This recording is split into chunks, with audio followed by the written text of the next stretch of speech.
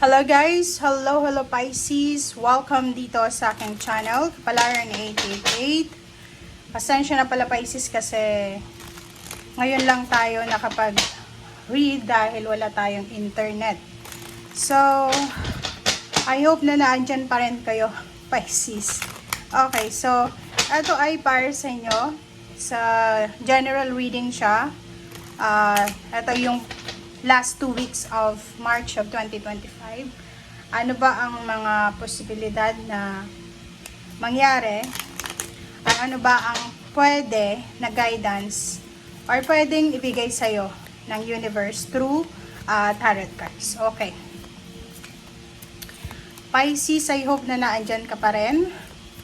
Okay, thank you sa inyong lahat. Tingnan natin. Kumuha lang tayo dito ng isang baraha. Pisces, ano ba ang pwedeng mangyari for the rest of March? Okay. First card mo dito, Pisces, is Fluorite. Okay? Ang Fluorite card na to, kung makikita mo, ay nagsasabi na natural beauty and authenticity. So, being humble, being yourself, parang ganon. So, for the last 15 days of March 2025, kailangan mo lang daw na maging totoo sa sarili mo. Be yourself. Kung ano yung ginawa sa'yo naturally ng Panginoon, kung gaano ka kabuting tao, or kung ano man ang itsura mo, be proud of yourself. And kung may fluorite ka sa bahay mo na crystal, pwede mo din siyang hugasan or i-activate siya. Hugasan mo siya ng asin, and then yun, pwede mo siyang maging lucky charm, dalhin mo siya everyday. Okay? Sa bulsa, sa wallet, sa bag, or sa kung saan ka man. Okay. Thank you, Pisces. Fluorite. Be yourself daw sa sa last 2 weeks ng March. So, kailangan mo lang magpakatotoo sa iyong sarili. Comment sa comment section kung okay yung setup natin. Madilim ba? Maliwanag?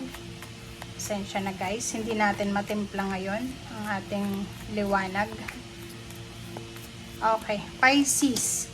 Goddess of the Moon, it's your energy, Pisces. So, eto ay the Moon, number 52, plus 5 plus 2 is 7. So, kung may hinihintay ka, ang Goddess of the Moon na to ay nagsasabi sa'yo na makinig ka sa sinasabi ng iyong intuition, makinig ka sa sinasabi ng iyong instinct, 'di ba? Kung ano yung sinasabi ng puso mo, wag nating kontrahen yung ating puso sa last 2 weeks ng March kasi minsan 'di ba masyado tayong controlling, kinokontrol natin ang mga bagay-bagay sa paligid natin. Next card natin is 6th Chakra, Archangel Metatron. Wow, si Archangel Metatron ay naandito sa iyo para bigyan ka ng liwanag. So, kung makikita mo dito, sinasabi ni Archangel Metatron sa iyo na makikita mo sa linggong ito kung sino yung mabuti, masama sa iyo. Basta may clarity dito, awakening, clarity, enlightenment. So, kung may mga pagkakataon siguro sa buhay mo na siguro simula January 2025 na hindi masyadong klaro, etong 6th chakra na to, it's a balance card.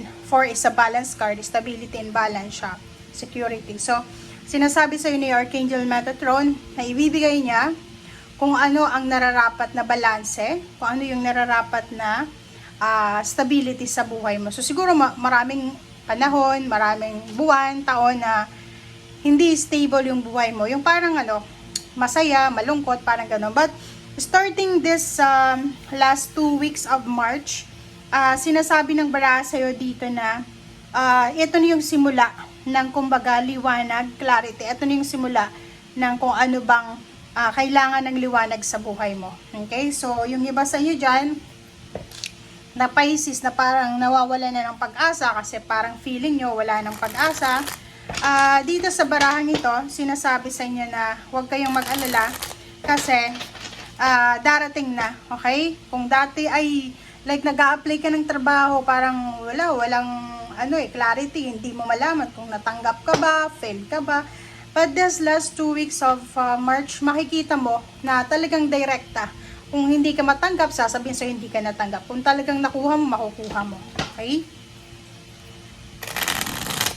Okay. Pisces. Okay. First card natin is Magician. Wow. Yung Magician na to, number 1, it's a new beginnings. Plus, meron siya ditong infinity sign. So, isang pagkakataon ito para sa'yo makapagsimula ng bagong buhay. Ito ay parang, ang nakikita natin dito, yung parang reborn, renewal. May mga Pisces na maraming pagsubok na pinagdaanan na parang feeling nila wala ng pag-asa talaga. But this last 2 weeks ng March, may magsisimula, may pagbabago. Okay, maraming mangyayari, may mga Venus retrograde in Aries, meron na Mercury retrograde. So, maraming mangyayari sa buhay mo. Okay, so dito sa Magician, sinasabi sa iyo ng Magician na kailangan mong tanggapin kung ano man ito na magbabago sa iyo. Kailangan mong tanggapin yan ha, kasi it's a magic eh. Maraming hindi mo maintindihan na mga pangyayari na pwedeng mangyari. Maraming mga nangyari dati na ngayon mo lang maiintindihan. So, dito sa barahang to, full of surprises to. Okay? So, for the last 15 days of March, may mga surprise na ibibigay sa iyo ang universe. Okay? Night of Shadow or Source. So, sinasabi ng baraha sa iyo dito, na magdahan-dahan tayo, Pisces, okay? So, itong Knight of Swords na to, medyo rascal to eh. Rascal, medyo mabilis, medyo hindi nag-iisip. So, sinasabi ng baraha sa'yo dito, isang napaka-unexpected na pangyayari ang pwedeng dumating sa buhay mo, okay? Or pwede rin na kung ano man ito na gusto mong gawin sa last 2 weeks ng March, pag-isipan mo muna ng mabuti. Huwag tayong magpadalos-dalos, okay? Okay. Next is Two of Pentacles. Ang Two of Pentacles na to, sinasabi na, especially sa pagbabalanse ng pera, kaya sa last 2 weeks na to, mag-iingat ka sa paghawak ng pera mo, Pisces. Hindi yung sobrang bigay lang ng bigay, gastos dito, gastos doon. Yun yung nakikita mo dito sa Knight of Swords at Magician. Kasi mabilis to eh. Mabilis. So parang, like for example, makakatanggap ka ng pera sa end of March, wag mong basta-basta ilalagay doon or itatapon sa kung ano man na gusto mo. Tapon yung salita doon sa, halimbawa, wala ka namang yung pag-hoard ng mga bagay-bagay, pagtatapon yun ng pera. Okay? So, Two of Pentacles, maging maingat ka sa pagbabalanse ng iyong pera, maging maingat ka sa paghawak ng iyong pera. Okay, Page of Pentacles, diba?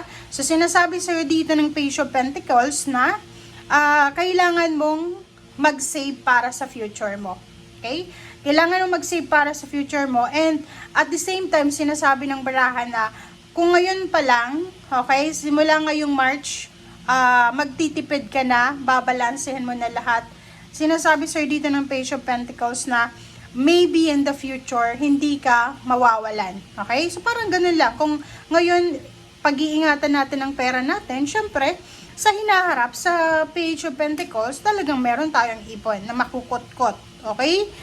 Okay. So, tingnan naman natin dito sa mga pwedeng love life to, financial, spiritual. Okay. Okay. Pisces. Okay. Wow. Pisces. Congratulations sa'yo dito kasi ang 8 of Wands, mabilis din to eh. Malakidlat to. So, nakikita ko sa'yo dito, yung last 2 weeks ng March is napakabilis ng pangyayari sa buhay mo na parang lilipas lang siya, tapos malalaman mo April na pala. So, nakikita ko sa'yo dito, expect the unexpected or expect the expected talaga. Isang napakasaya, isang napaka-exciting na balita ang matatanggap mo. It's either from your family, from your friends, or from someone na pareho yung mindset nyo or pareho yung hinihintay yung good news. So dito maganda to. Ace of Wands is full of surprises, full of excitement, full of happiness. Nakikita ko yung sobra-sobrang motivation mo, sobra-sobrang kagustuhan mo na i-celebrate to noon pa. Okay? Okay, Pisces. So, kung makikita mo dito, sinasabi sa'yo dito na in a relationship, wala kang masyadong problema. Okay? Wala kang masyadong problema sa mga susunod na araw. Ang nakikita ko sa'yo dito, ang good news na pwedeng dumating is kung may kaso kang, like yung family mo, may kaso kayong nakaka-file sa isang tao or sa isang company, sinasabi sa'yo dito na may good karma, papabor sa'yo yung justice, diba? Justice will be serve accordingly, parang ganon. And dito naman, sinasabi ng barahan na isang mabilis na judgment, isang mabilis na resulta, na outcome, ang posibleng yun ang dahilan kung bakit good news yung mararamdaman mo or good news yung darating sa inyo. And lastly, kung makikita mo dito, Pisces, sinasabi na sa usaping relationship, dalawang tao ang nagmamahalan dito. It's either married sila, or girlfriend-boyfriend, mag-live-in partner. Nakikita ko na yung financial strength nila ay mas lalong magiging malakas. Parang ganon. So, like for example dito, ikaw, may trabaho ka, may trabaho din yung partner mo, asawa mo, live-in partner, or girlfriend-boyfriend. Nakikita ko sa'yo dito, sa inyong dalawa na, isa sa mga wini-wish nyo financially, ang posibleng mangyayari. 'Di ba? Yung parang may isip nyo, ay, wish lang natin to dati, 'di ba? Ay, pinangarap lang natin to dati. So, parang gano'n. So, kung makikita mo dito, sinasabi ng baraha sa'yo dito, Pisces, na sa last 2 weeks ng March is sobra-sobra. Plus, mayroon ditong hermit eh. So, sinasabi na mahahanap mo yung katahimikan. Siguro for several years, hindi ka matahimik dahil sa problema sa pera, problema sa pamilya. But starting this March, last 2 weeks, makikita mo na sobrang magiging tahimik. Or siguro nagsimula na siya ng last week ng February, pero mas ramdam mo siya ngayon. So, comment down below doon sa mga Pisces na parang ramdam nyo na, pero medyo natatakot kayo kasi baka iniisip nyo, baka hindi na naman tumatuloy. Okay, so yan guys ang sinasabi ng baraha. Maraming salamat sa panonood, Pisces, and see you again. Bye!